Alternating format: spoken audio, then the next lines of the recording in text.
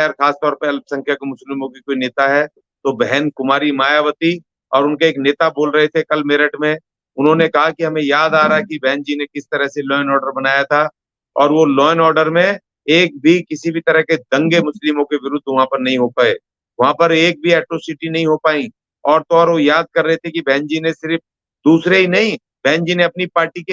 MP MLA भी उन्होंने निकाल के बाहर कर दिए, जेलों में भेजे जिन्होंने कानून के विरुद्ध काम किया। अशोक अज्ञानी जी, उत्तर प्रदेश से लगातार सोशल मीडिया पे खबरें वायरल हो रही हैं। तमाम मीडिया चैनल्स दिखाने लग रहे हैं कि इस वक्त जो है वह उत्तर प्रदेश के अंदर जो मुस्लिम समाज है उसका बहुत बढ़िया संख्या के अंदर बसपा के अंदर रुख होता जा रहा है। यानी कि जो अखिलेश के साथ थे,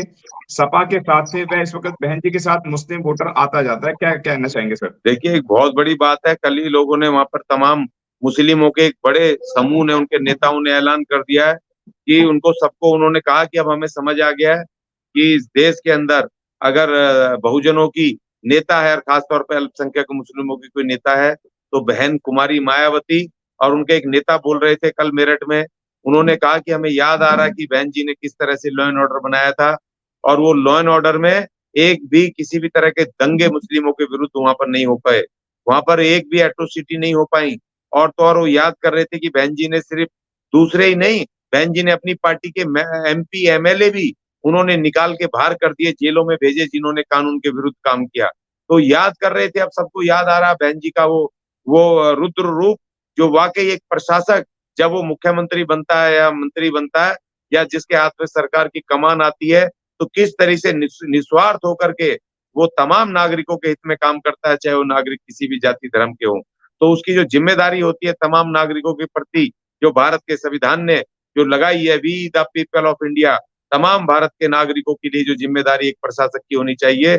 उस जिम्मेदारी को जिस तरह निभाया बहन जी ने, बिना किसी भेदभाव के, बिना किसी अपनी पार्टी अपना पराय करे हुए, उन्होंने सबको एक बराबर, किस तरीके से बहन जी ने वहां पर नौकरियां दी, किस तरीके से रोजगार दिए, किस तरीके से वहां पर उन्होंने उर्दू से लेकर के और तमाम भाषाओं के विश्वविद्यालय खोले, वहां अल्पसंख्यकों के हर चीज की उन्होंने, धर्म से लेकर के, भाषाओं से लेकर के, उनके तमाम शिक्षण चीजों की, संस्थानों की उन्होंने जिस तरह देख रेख की। और एक चीज और कह रहे थे मुस्लिम, देखो सबसे बड़ी बात है, कल जब मैं सुन रहा था उनको,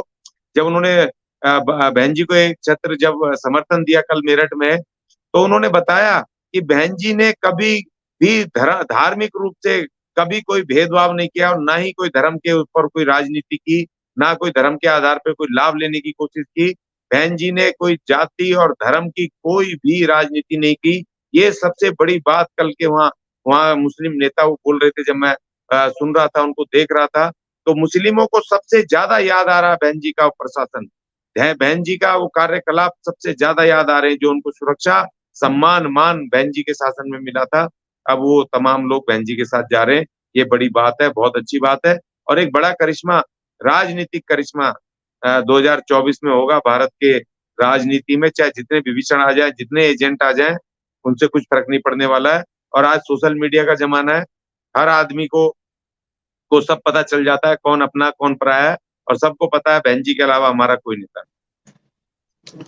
अशोक अज्ञानी जी, लगातार जो है इस वक्त गठबंधनों का दौर लगातार चालू है क्योंकि इलेक्शन बहुत नजदीक है। एनडीए ने अपना गठबंधन कर लिया है, दूसरा इंडिया बन चुका है, लेकिन बसपा सुप्रीमो बहन कुमारी मायावती भी चुप नहीं है। एक बड़े चैनल की खबर मैं आपको दिखा देता हूं, आप ये खबर देख पाएंगे, न्यूज़ 24 की खबर है, और जो जो एरो नजर आ रहे हैं आपको, मायावती को प्रधानमंत्री बनाना है। यह जबकि स्टेटमेंट तो कानपुर के किसी ये कानपुर के एक पदाधिकारी हैं बसपा के, उन्होंने बोला है कि, लेकिन अब ये न्यूज की भी जिम्मेवारी बनती जा रही है। आप देखेंगे किस तरीके से वो लोग भी दिखाते जा रहे हैं कि बहन जी को प्रधानमंत्री बनाना है, ये इस तरीके से। लेकिन बहन जी ने भी अपना गठबंधन कर लिया है, उन्होंने सीधा सीधा कहा है कि हमारा गठबंधन गरीबों से होगा। ये बसपा सुप्रीमो बहन कुमारी मायावती का स्टेटमेंट है कि अब हमारा जो गठबंधन है, वह हमारा गठबंधन अब गरीबों के साथ होगा। क्या कहना चाहेंगे इस तरीके के गठबंधन को? देखिए, यही मेन गठबंधन होने वाला है, मुख्य गठबंधन होने वाला है, जिस गठबंधन में की भीड़ के को देख करके, प्रभावित होकर के भीड़ से दिखाएं दल, और उनको कुछ 2-2 4-4 सीटें दे दें उसको, तो ये भीड़ तंत्र से बिल्कुल अलग है। बहन कुमारी मायावती का जो इशारा है कि जो तमाम वो वो दल या सामाजिक संगठन या वो संगठन जो गरीबों के बीच में काम करते हैं ईमानदारी से, जिनको कि ये मीडिया या कोई उनको दिखाता नहीं है, देश दुनिया में जिनकी पहचान नहीं है, लेकिन वो जमीन पे रह करके गांव-गांव और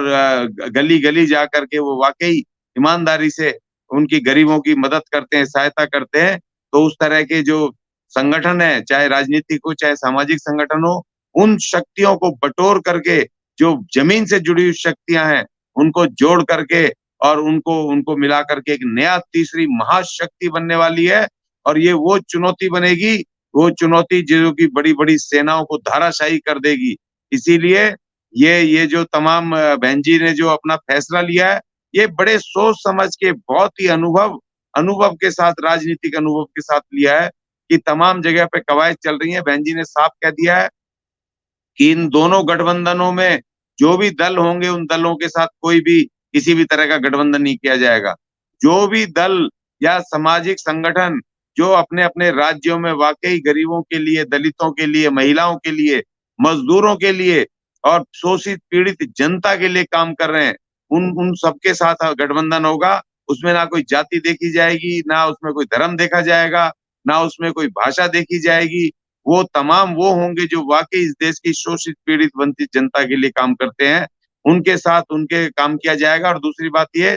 कि बहन जी ने स्पष्ट कह दिया था 2 हफ्ते पहले ही कि इस बार किसी भी दबंग, गुंडे, मवाली, भ्रष्टाचारी को टिकट नहीं दिया जाएगा बहुजन समाज पार्टी द्वारा। और उसी तरह जो बहन जी के नेतृत्व में जो गठबंधन बनेगा, उनमें डायरेक्ट उन लोगों को, उन नेताओं को, उन कार्यकर्ताओं को वो टिकट दी जाएगी, जो चाहे वो बीएसपी के हैं, नहीं है, जो बीएसपी गठबंधन में आएँगे, उनको दी जाएगी, जो वाक़ई ईमानदारी से भूखे रह के, प्यासे रह करके, बिना संसाधनों में गरीब जनता की जो आवाज़ को उठाते हैं, जो लड़ते हैं और जो ईमानदारी से काम कर रहे हैं, उनको टिकट दी जाएगी और उनको बनाया जाएगा सांसद। इस देश की संसद में पहुँचाया जाएगा। बहन मायावती एक ऐसा अनोखा चमत्कार करने जा रही है, राजनीतिक चमत्कार। ये कोई अंधविश्वास वाला चमत्कार नहीं, राजनीतिक चमत्कार की जो वो लोग जिन्होंने अपनी सपने में कल्पना नहीं की थी, वो संगठनों ने जो छोटे-छोटे समूहों के रूप में गरीब जनता के लिए काम करते थे, अब वो लोग नेता बन के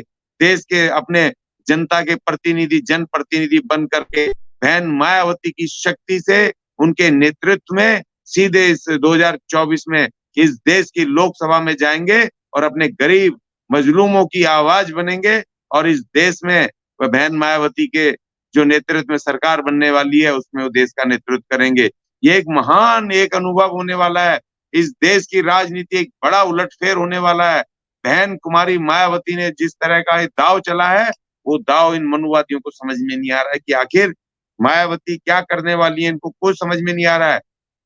इसी तरीके से ये तो जो मुझे समझ में आ रहा है कि एक बहुत भारी उलटफेर की तरफ ये देश की राजनीति बढ़ रही है और इन मनुवादियों को इनके पैरों के तले कब ज़मीन खिसक जाएगी, राजनीतिक ज़मीन, इनको पता भी नहीं चलेगा। तो इसलिए बहन जी का जो फैसला है अपने आप में वाक़ई एक ज़बरदस्त फैसला है, एक ज़बरदस्त राजनीतिक फैसला है, जिस फैसले का मैं स्वागत करता हूँ। और छोटे जो जितने भी दल हैं, छोटे तो कोई नहीं होते ख़ैर, छोटे-बड़े कहा जाता है, लेकिन जो लोग अपने कम संसाधनों में, जो संगठन, सामाजिक संगठन, राजनीतिक संगठन अपने-अपने इलाकों में ईमानदारी से लड़ाई लड़ रहे हैं, वो बहन जी के नेतृत्व में आने वाले हैं। उनको हम बहन जी लेकर के आने वाली हैं और उनको इस देश की संसद में, इस देश की राजनीति में, इस देश की राजसत्ता में और ईमानदारी से उनको मौका दिया जाएगा, उनको प्रतिनिधित्व देंगी बहन मायावती जी, ऐसी मेरी उम्मीद है। और अगर आपने अभी तक हमारा चैनल सब्सक्राइब नहीं किया है तो सब्सक्राइब करें और घंटी का बटन